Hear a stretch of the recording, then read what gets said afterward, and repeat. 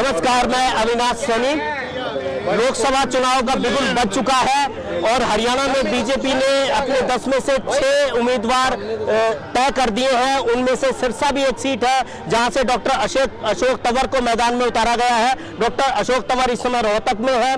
दिल्ली से सिरसा जाते हुए उनका हॉल्ट हुआ है और हमें मौका मिला है थोड़ी राजनीतिक चर्चा करने के लिए। अशोक जी, सबसे पहले तो आपका स्वागत है यहाँ पे, और दूसरा आपको बहुत बहुत बधाई। बहुत बहुत धन्यवाद जी। बधाई आपको हो कि विकसित भारत होने की ओर अग्रसर है पूरा देश, पूरा हरियाणा। इसलिए 10 की 10 सीटें जिता करके हम 400 का आंकड़ा पार जो सेंटर में है, मोदी जी ने जो बात कही है, संकल्प लिया है, उसको पूरा करेंगे और तीसरी बार प्रधानमंत्री नरेंद्र मोदी जी बनेंगे। कमल खिलेगा जगह जगह, जहाँ नहीं भी खिला वहाँ भी खिलने के लिए तैयार है।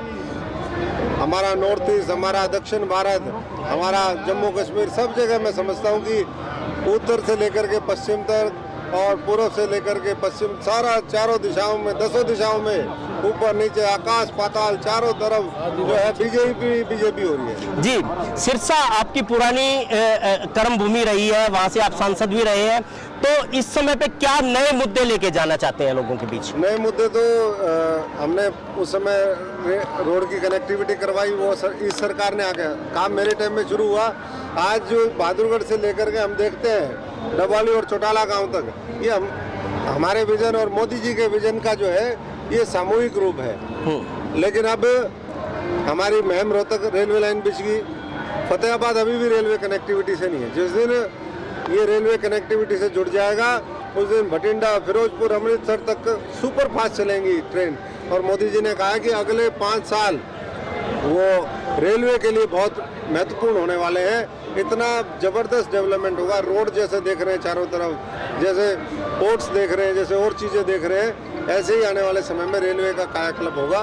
तो इसलिए रेलवे का प्रोजेक्ट है, सिरसा के लिए औद्योगिकरण का मामला है, कृषि आधारित इलाका है हमारा, वहाँ पर उद्योग धंधे कृषि आधारित लगे, फूड प्रोसेसिंग यूनिट लगे, टेक्सटाइल लगे, तो इन पे काम करेंगे और शिक्षा के क्षेत्र में और आगे बढ़े, ये हमारी सोच रहे हैं। सिरसा में प्रतिद्वंदी भी आपके बहुत सारे होंगे, अब जेजेपी भी मैदान में आ जाएगी, इनेलो का वो गृह जिला है, तो किससे आप मुकाबला आप समझते हैं कि किसके साथ मुकाबला होने वाला है? देखिए, प्रतिद्वंदी मेरा कोई नहीं है।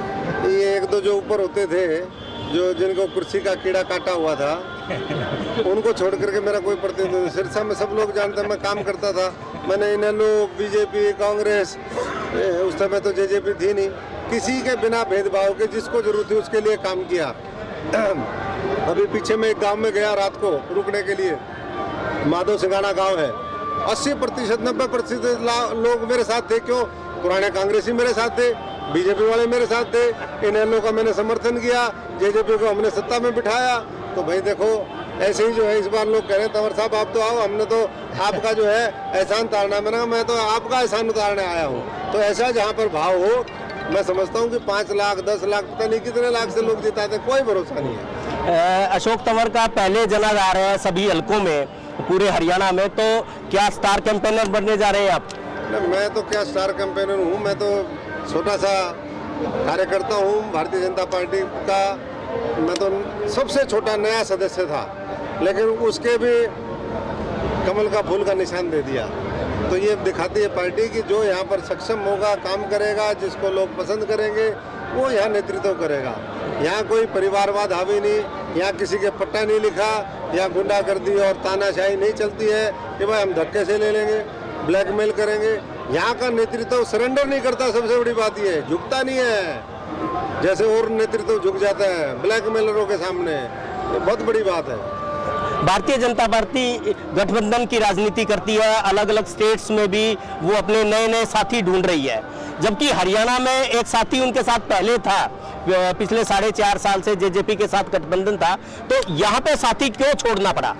देखिए, जनता का फीडबैक है, कई बार विचारों का तालमेल नहीं होता, सीट शेयरिंग फार्मूले में कई बार होगा, कुछ कारण होगा, ये तो शीर्ष नेतृत्व बता सकता है। लेकिन जन भावनाओं को देखते हुए भारतीय जनता पार्टी ने फैसला लिया है और जनता भी उसी भावना के ऊपर मोहर लगा करके 10 की 10 सीटें वो भारतीय जनता पार्टी नरेंद्र मोदी जी और कमल के निशान के सामने दबाने का काम करें। जी, आखिरी सवाल, आप कांग्रेस में बहुत युवावस्था से है, स्टूडेंट लाइफ 30 साल बिता दिए, तो कांग्रेस की संस्कृति गवाया है कांग्रेस खातर मैंने तो जी। हाँ। तो अब बीजेपी की कार्य संस्कृति में कैसे फिट बैठेंगे, कब तक सहज हो पाएंगे?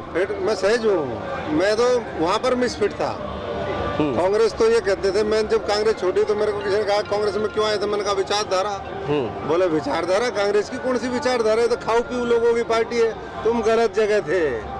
तो मैं तो वहाँ पर मिसफिट था। अब तो मैं तो दरी बिछाने वाला, साइकिल पसीना देखो, सर्दी में पसीना बहा रहा हूँ। तो ऐसे लोगों की जरूरत है यहाँ।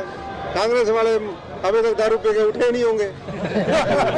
धन्यवाद, शुक्रिया। तो ये थे डॉक्टर अशोक तंवर, जिनसे हमने कुछ राजनीतिक चर्चाएं की, कुछ मुद्दों पे बातचीत की, और वो सरसा से अभी चुनाव मैदान में है। और अभी आप देखिए अलग हरियाणा।